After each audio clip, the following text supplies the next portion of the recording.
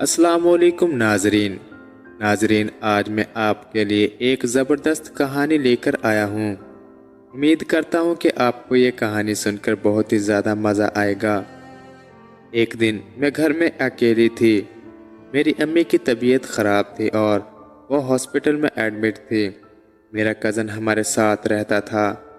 مجھے گھر پر اکیلا پا کر اس نے میرے ساتھ میرا نام انایا ہے، میری عمر 19 سال ہے، میرا تعلق حیدرآباد سے ہے۔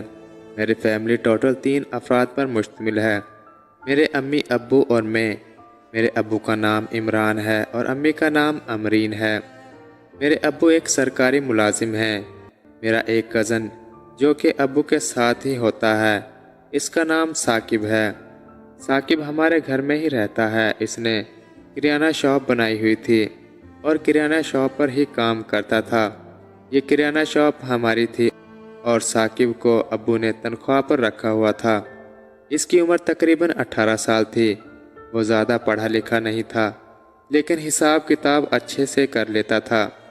ثاقب بھائی بہت ہی زیادہ خوبصورت اور نوجوان تھا۔ محلے کی بہت سی لڑکیاں ثاقب بھائی پر مرتی تھیں اور کئی لڑکیوں نے ثاقب بھائی کو خط بھی بھیجے کہ ہمارے ساتھ دوستی بڑھاؤ، لیکن میرا کزن ان کاموں سے دور ہی رہتا تھا اور وہ اپنے کام پر ہی فوکس رکھتا تھا۔ میری امی گھریلو خاتون تھی اور گھر کے کام کاج ہی کرتی رہتی تھی۔ ابو نے ہم سب کو موبائل لے کر دیا ہوا تھا اور ہمارے گھر کا ماحول کافی کھلا سا تھا۔ ہمیں کہیں بھی آنے جانے کی روک ٹوک نہیں تھی۔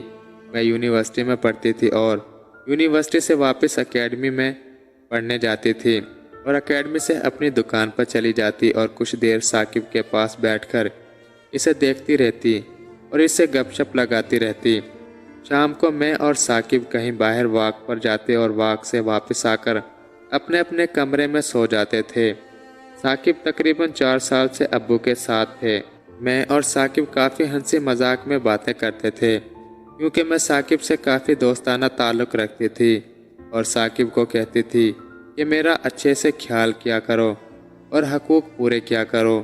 ثاقب بھی وہی فرض ادا کرتے تھے اور مجھ سے بہت پیار کرتا تھا۔ ایک دن میری امی کا کار ایکسیڈنٹ ہو گیا تو ہم امی کو ہاسپٹل لے گئے۔ ثاقب اور ابو دونوں ہی امی کو ہاسپٹل لے کر گئے تھے اور میں گھر میں اکیلی ہی تھی۔ ہاسپٹل پہنچ کر جب ہم نے امی کو ڈاکٹر کو چیک کروایا تو ڈاکٹر نے بتایا کہ ان کی ہاتھ کی ہڈی ٹوٹ گئی ہے۔ امی کو بہت زیادہ تکلیف ہو رہی تھی۔ ڈاکٹر نے بتایا کہ ہمیں ان کی ہڈی کا آپریشن کرنا ہوگا۔ ابو نے ڈاکٹر کو آپریشن کرنے کو کہا۔ امی کا آپریشن ہونا تھا۔ آپریشن کا نام سنتے ہی میں تو رونے لگی تھی اور ثاقب بھی پریشان ہو گئے تھے، لیکن ابو نے ہمیں سمجھایا تھا کہ یہ کوئی بڑی سرجری نہیں ہے اور اس میں اتنا خطرہ بھی نہیں ہے، بس تم آپریشن کرواؤ۔ ہم ایک سرکاری ہاسپٹل میں گئے تھے جو ہم سے کافی دور تھا۔ ہمارا گھر وہاں سے تقریباً 1 گھنٹے کے سفر پر تھا، اس لیے انہیں ہاسپٹل میں ہی رکنا تھا۔ ثاقب نے گھر میں مجھ کو فون کر دیا تھا کہ امی کا آپریشن ہے اور ہم 2-3 دن امی کو ہاسپٹل ہی رکھیں گے، تم پریشان نہ ہونا۔ میرے پاس ہماری کام والی رہنے لگی تھی کیونکہ گھر میں کوئی بھی نہیں تھا۔ ثاقب بھائی بھی میرے ساتھ ہی تھے۔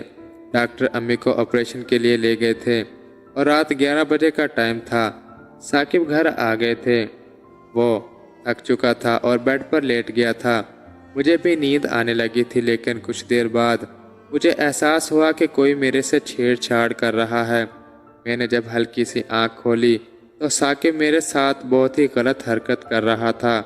مجھے یہ دیکھ کر کافی غصہ آیا تھا اور ثاقب کا ہاتھ میں نے ہٹا دیا تھا۔ ثاقب نیند میں سونے کا ناٹک کرنے لگا تھا، جیسے وہ مجھے یہ بتا رہا ہو کہ وہ نیند میں ہے اور مجھے پتہ نہیں چلا۔ لیکن ثاقب کے اس طرح ہاتھ لگانے سے میرے اندر کے جذبات مچلنے لگے تھے اور مجھے عجیب سا فیل ہونے لگا تھا۔ امی کا آپریشن کروا کے واپس گھر لے آئے تھے، اس لیے ہم دونوں وہاں پر مصروف ہو گئے تھے۔ پوری رات میں اور ثاقب امی کے اوپر رہے۔ امی کی طبیعت کچھ سنبھل گئی تھی۔ اگلے دن ہم گھر گئے اور امی کے کپڑے وغیرہ اور کھانا وغیرہ لے کر آ گئے تھے۔ رات کو پھر ہمیں ٹھہرنے کے لیے الگ کمرہ دیا گیا تھا اور امی کے لیے نرس وغیرہ رکھی ہوئی تھی جو امی کی دیکھ بھال کرتی تھی۔ اگلے دن پھر ہم دونوں، میں اور ثاقب ایک ہی کمرے میں سو رہے تھے۔ वहाँ पर एक ही बेड था और बेड पर हम दोनों ही लेटे हुए थे, इसलिए साकिब कल वाला काम फिर से मेरे साथ करने लगा था। अब मैंने साकिब को नहीं रोका था क्योंकि मेरा भी दिल था कि साकिब मेरे साथ ये काम करे। मैंने साकिब का हाथ पकड़ा और इनको थोड़ा आगे कर दिया था। इस तरह साकिब बिल्कुल मेरी इस जगह पर टच कर रहा था। साकिब को जब अपना काम होता हुआ दिखाई दिया तो उसने मेरे साथ करना शुरू कर दिया था। मैं भी इनका साथ देने लगी थी और हमने एक दूसरे को काफ़ी सुकून दिया था। इसके बाद हम अम्मी को घर ले गए थे और मामूल की ज़िंदगी में मसरूफ़ हो गए थे। साकिब अब अम्मी और अब्बू से नज़र चुरा कर मेरे साथ कर लिया करते थे। मैं साकिब की आदी हो गई थी और इनको कभी भी नहीं रोका था। साकिब भी मेरे साथ एक काम करके बहुत सुकून हासिल करता था। साकिब भी अब मेरा दीवाना हो गया था और मुझसे कहता था कि इतना सुकून मुझे कभी नहीं आया जितना सुकून तुम्हारे साथ करके आया था। वह मुस्कुराई और कहने लगी कि पागल, चुप कर जाओ और किसी को भी नहीं बताना। साकिब भी कहता था कि हमारे दरमियान ये बात राज ही रहेगी। नाजरीन, अगर आपको ये कहानी पसंद आई है तो वीडियो को लाइक, शेयर और सब्सक्राइब ज़रूर कर दें। शुक्रिया।